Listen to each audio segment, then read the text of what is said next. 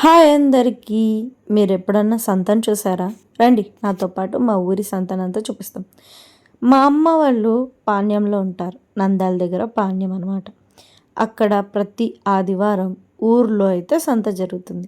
ఇక్కడ అన్ని రకాల వెజిటేబుల్స్ అన్నీ అమ్ముతారు మ్యాక్సిమం. మినీ సంతనే, పెద్దగా ఏముండదు. కాకపోతే కూరగాయలు మాత్రం సూపర్ ఫ్రెష్గా దొరుకుతాయి అన్నమాట. ఇలా సంతలలో కూరగాయలు కొనుక్కునే వాళ్ళకు ఒక చిన్న టిప్ చెప్పనా?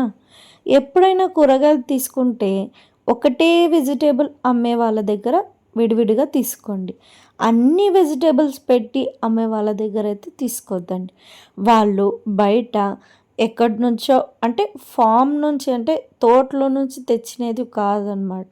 బయట మార్కెట్లలో అన్నీ ఇన్ని కొనుక్కొని వచ్చి అమ్మేవాళ్ళు ఉంటారనమాట. అదే ఒకటే కూరగాయ పెట్టే వాళ్ళైతే వాళ్ళు డైరెక్ట్గా తోటలో నుంచి కోసుకొని వచ్చి తీసుకొచ్చి పెట్టింటారు.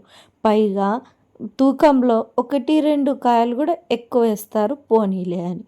అలా పైగా వాళ్ళు రీజనబుల్ రేట్ కూడా చెప్తారనమాట. సో ఫ్రెష్ వెజిటేబుల్స్ తూకంలో రీజనబుల్ అలా ఉంటాయన్నమాట. అలా అయితే బాగుంటాయి కూడా కూరగాయలు. మంచివి తినగలుగుతాం మనం కూడా.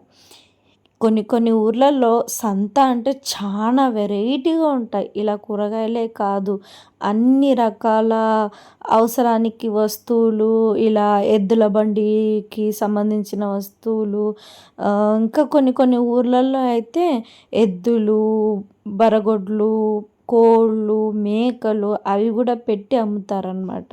ఇది పాణ్యం ఊర్లో ఉండే దర్గా అనమాట. అక్కడ సైడే ఈ పాణ్యం సంత జరుగుతుంది.